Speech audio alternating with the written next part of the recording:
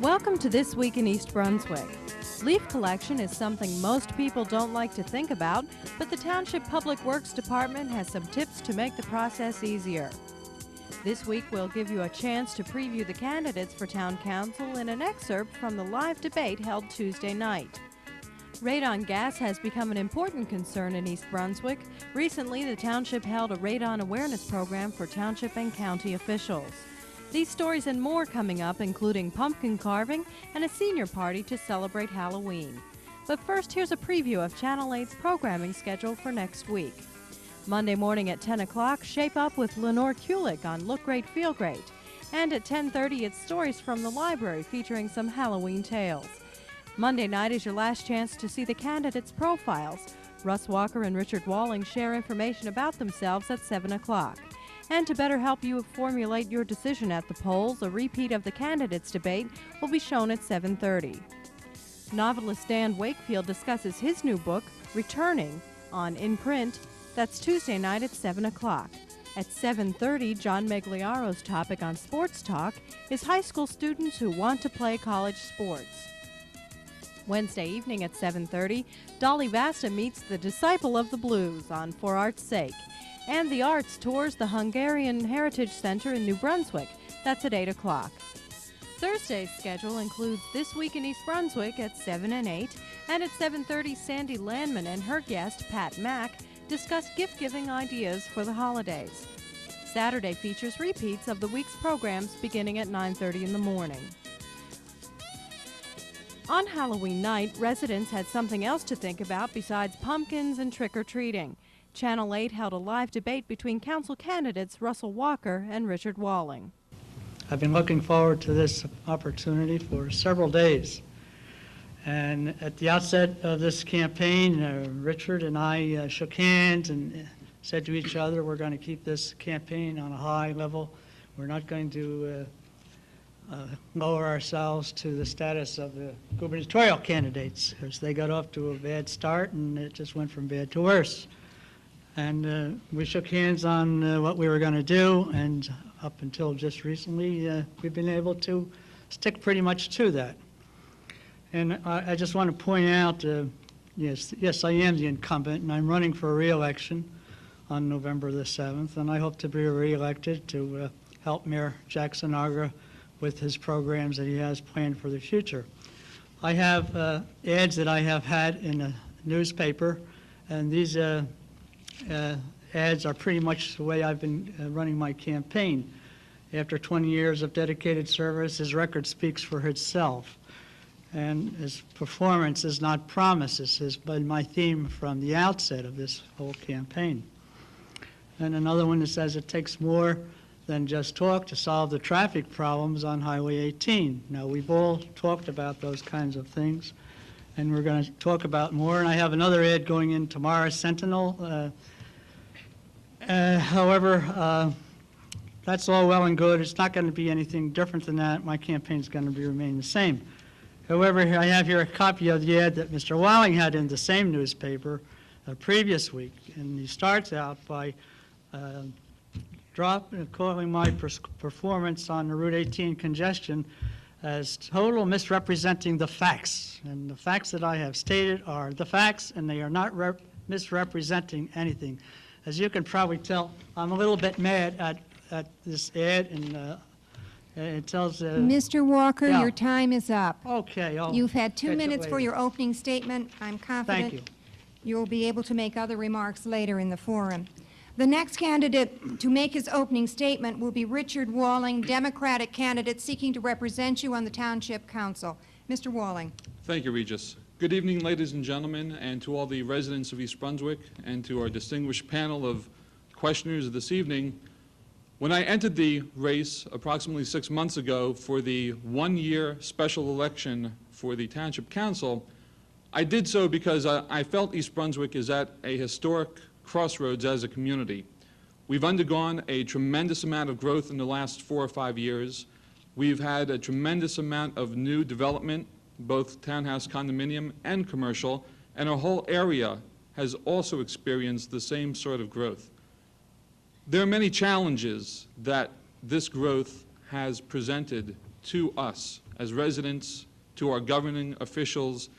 And my challenge to the incumbent is based on the ability and the achievement of meeting those challenges and taking a proactive stance towards government, a government that is both responsive and responsible to the people of our community. And yes, Mr. Walker is absolutely correct. He was able to have the financial ability to place many newspaper articles in the Sentinel several weeks prior to the campaign season, or the last leg of the campaign season.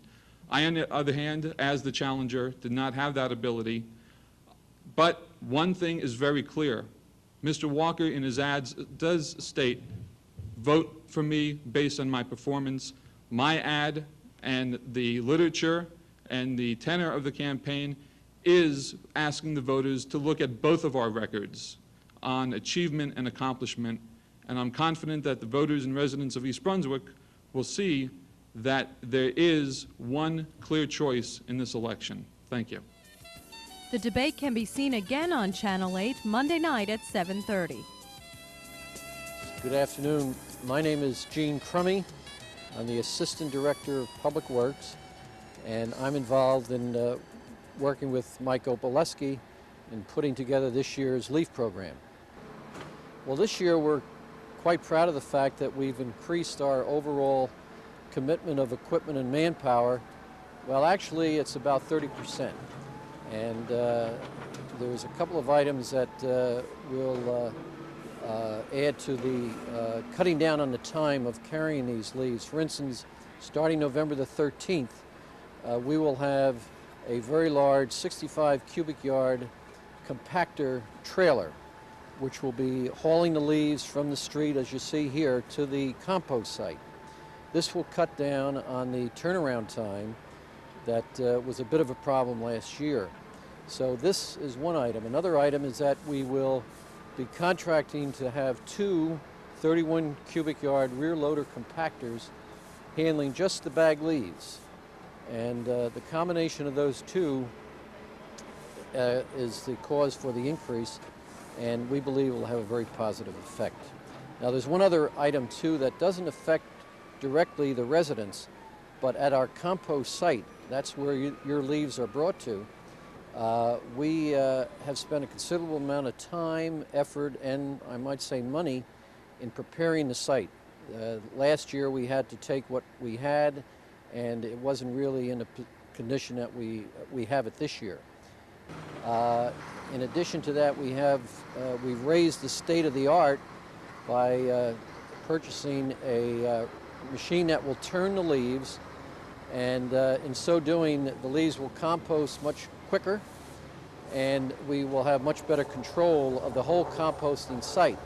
So from beginning to end, from the residents putting their leaves out in a timely fashion, from us being here in a timely fashion, right on through the compost cycle, we believe that we've addressed most of the problems that we have to address. Now, if I may add, all of these plans, as good as they are always impacted by Mother Nature. Now, yesterday we started our program, and what did we have but a heavy downpour of rain? But nevertheless, we worked through the day, we got through it, and we're going to have other days like that too. So we ask the forbearance of our residents when they have a problem, or if their leaves are not picked up as quickly as they think they should be, please keep in mind that we are affected by elements, the weather, and what have you. Residents can assist by doing a few things. Number one is to rake your leaves out at the prescribed time. A schedule was sent out to all of our residents, and primarily we're asking you not to rake your leaves out too far in advance of the pickup time that's scheduled for your district, preferably the weekend prior to the schedule for your district. Another thing we ask you to do is when you see, or if you know that leaves are going to be picked up on your street, try to remove your cars. That's always a problem with getting all the leaves up. Thirdly, we would ask that you be careful of parking cars over piles of leaves. This presents a potential fire hazard, and we want to avoid that as much as we can.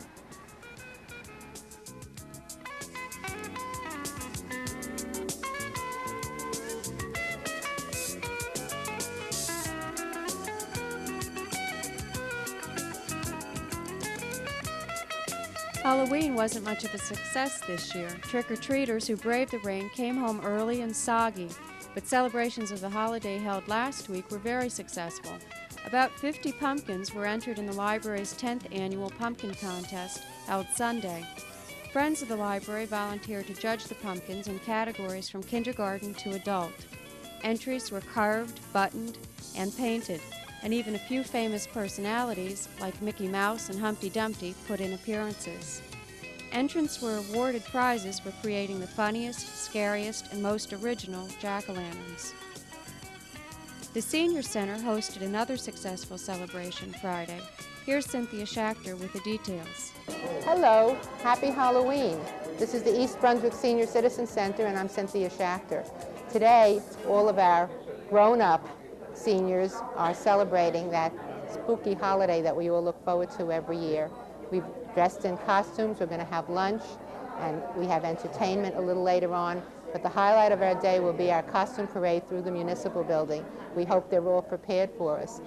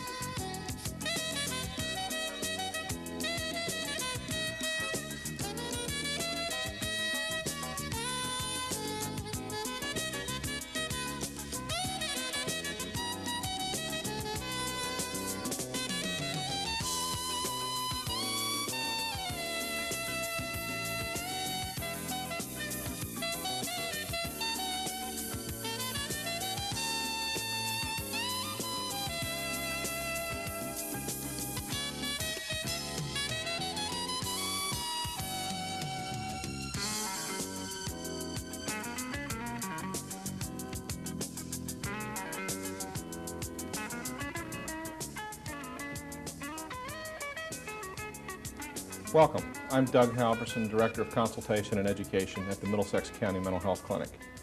With me today is Andrea Critch, Executive Director of the Family Service Association of Middlesex County. Andrea, thanks for being here. Thank you for having me. What does Family Service Association do, and who do you serve? We service all of Middlesex County. It's an individual and family treatment center. We do therapy. We have 4 office locations. The main office is in Highland Park. We have an office in Old Bridge, and we pick up clients from the East Brunswick area. The Old Bridge office provides service to children who have been abused. We do group therapy with them and individual therapy.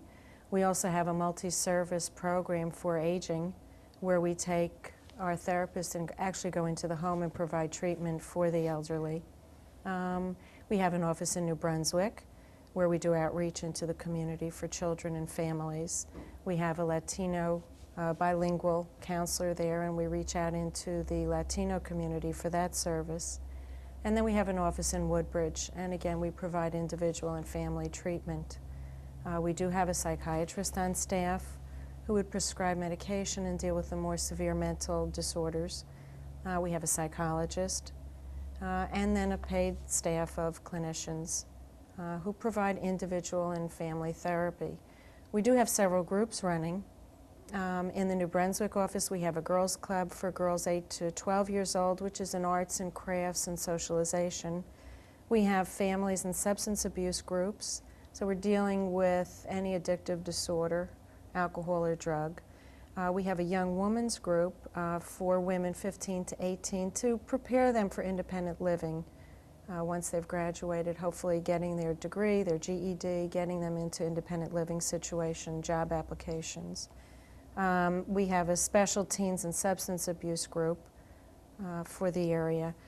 We have a tutorial group for kids 8 to 14 years old, helping them with schoolwork. They can drop into the New Brunswick office, and there will be staff there to help them with their schoolwork and homework.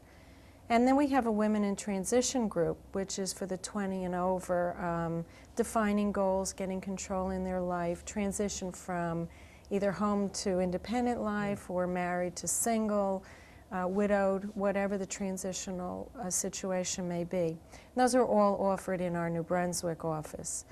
We are starting a two groups for children and parents in divorce at our Highland Park office. So we'll be running a group for the kids in divorce and for the parents in divorce. And we've been around for 115 years, and I hope to be here another 115 years, and that's basically our service.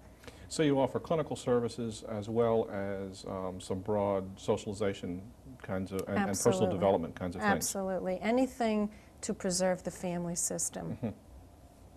Andrea, thank you for being here.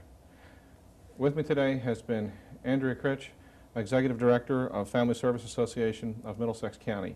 For further information, you may call 572-0300, 572-0300. I'm Doug Halvorsen, Director of Consultation and Education at the Middlesex County Mental Health Clinic. Thank you for watching. Recently, East Brunswick has been declared a Tier 2 town for radon risk. This means that residents should be seriously concerned with the possibilities of radon gas existing in their homes. Dr. Gerald Nichols, Deputy Director of the Division of Environmental Quality for the DEP, urged state and local officials to educate their communities. This is one of the very, very few phenomena in which we have exposures in homes that are equal to or exceed occupational exposures. If you look at the regulations for mines, you have to spend some time with the vocabulary interpreting them. But basically, you can expose miners on a 40-hour work week to about 30 picocuries per liter of radon, just as a ballpark. If you look at people's homes, we have in New Jersey hundreds of homes that are above 100 picocuries per liter. We know the location of about 200, let's say, that are above, I'm sorry, about 100 that are above 200 picocuries per liter. And we have as many as a third of our residences in the northern part of the state that are above the 4 picocurie per liter magic number. Many of you have worked with your local residents, have worked with the community in finding out what these radon levels were. So my point is that this is one of the very, very few instances in which we actually have exposures in residences which are equal to or exceed the exposures that one finds in a workplace. This is different. Radon is a very unique phenomenon. The other thing that's different about radon in comparison to most environmental phenomena is that the risk coefficients are very high. If you look at the Superfund program, in which we spend billions of dollars to clean up hazardous waste sites, the main problem that we're looking at there is people ingesting hazardous materials, carcinogens, mutagens, whatever you want to label them to be, via water. That's the main thing that we're aiming at. And when we clean up a hazardous waste site, what we're trying to do is to reduce the risk to the population around that site to something on the order of 1 in a million, or perhaps 1 in 100,000. The clean air regulations, the water regulations, are basically written with a 1 in a million, 1 in 100,000 lifetime risk for the people who are exposed. If you look at something like radon, you have an exposure in residences where the risk is not 1 in a million and not 1 in 100,000, but it's on the order of 1 in 100. If you look at drinking water, and again, we're looking at the possibility of developing cancer over a lifetime of consumption, the risk is, again, something less than 50. And you can go down the list and look at the pesticides in food products. President Bush announced yesterday that there will be a new initiative on pesticides, pesticide residues on food products. And he's looking at the EPA and the Food and Drug Administration to assist with that effort. Well, you go down, that's the most risky one with the exception of radon, and that produces something on the order of 160 or 170 deaths per year in New Jersey. If you take the study data, and Mary, by the way, was the project manager on that study, and project it across New Jersey, you find out that for lung cancer, radon is the second most significant cause after cigarette smoking, and there are something like 320 deaths per year. So radon is unique in the size of the risk coefficients, and it's pretty much unique in the size of the population that we expect to see suffer an extremely serious disease, lung cancer. We're expecting about 320 cases per year in New Jersey based on the data from the study. Something on the order of $10 to $20 will provide a screening test for a house. That is a very small cost in terms of testing. If you're familiar with percolation tests for new homes, if you're familiar with structural evaluations for houses, this is a very small cost. Typical structural evaluation right now in my community, Bordentown, where you want to test for termites and you want to look around and see if the plumbing's right and that sort of thing, is a $100 to $300 charge. For something on the order of $10, an individual can find out whether or not the most significant health risk that we're aware of in New Jersey is actually present in their home. If the people in your community test, they may find some radon problems. We hope that they don't, and in fact, 2/3 of them won't. So there's some good news in this. In most communities, on an average at least, there are communities where 70–80% of the houses test above 4, but there are also communities where 5 or 10% test above 4. If they find a problem, there are lists of vendors of mitigation services, and the house indeed can be fixed. And for most communities, the cost of fixing a house will be a small fraction of the value of that home. Most of the mitigation efforts that we see in New Jersey today involve a technique called sub-slab ventilation, which is outlined in the pamphlets, but basically consists of taking a 4-inch PVC pipe, one or more of them, punching a hole through the basement floor or the slab of the house if it doesn't have a basement, putting that pipe in, attaching a fan to the pipe, and pulling the radon gas out from underneath the house before it can enter the house and cause a problem. The cost of this in New Jersey today is running between $600 and $1,200 to fix this.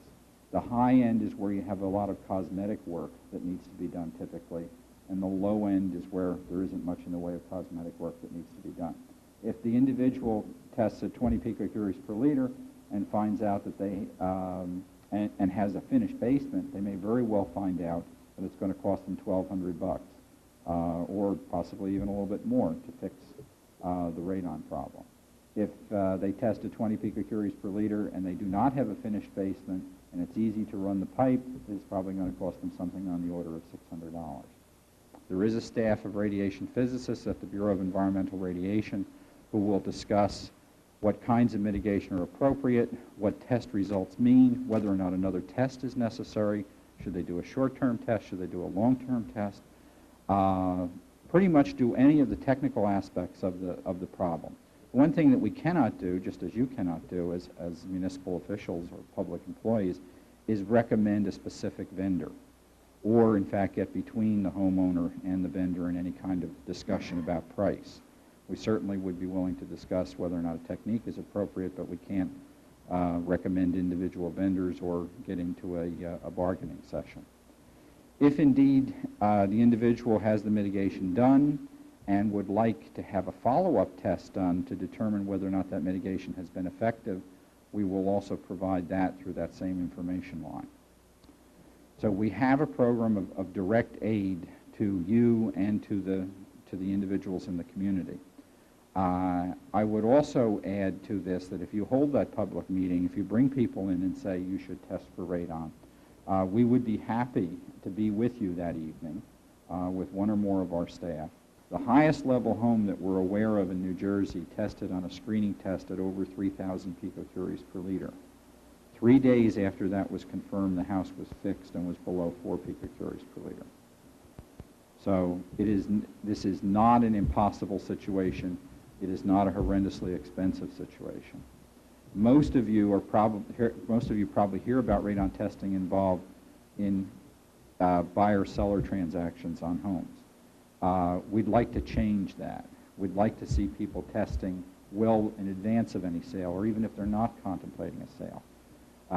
Most people are looking at their pocketbook, I'm afraid, and they're also looking at their television, and they have what a doctor once told me he thought was sophomore syndrome. Apparently in medical school, in second year of medical school, you hit the pathology course.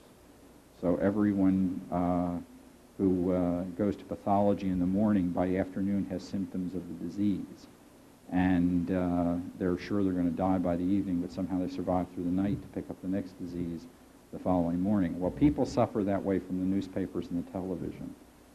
If it's not an earthquake, then it's the aflatoxins in peanut butter.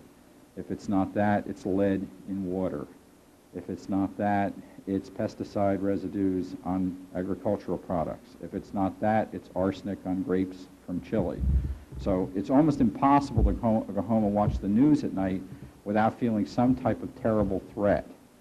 Well, it's therefore easy to ignore the radon threat because, number one, it's just one of many threats, and number two, it's natural. And there's a widespread feeling in this country that what is natural is good for you. And if it isn't good for you, it certainly couldn't hurt you. That isn't the case with radon gas. It certainly can hurt you. It is an insidious problem in that it can take a long time for the effects to appear, but we believe that it's a very real one for New Jersey. And we would ask you to consider buying into the outreach process with us and getting to the members of your community, getting them to test, identify the problems, verify that they exist, fix them, and finally and hopefully go to sleep happy.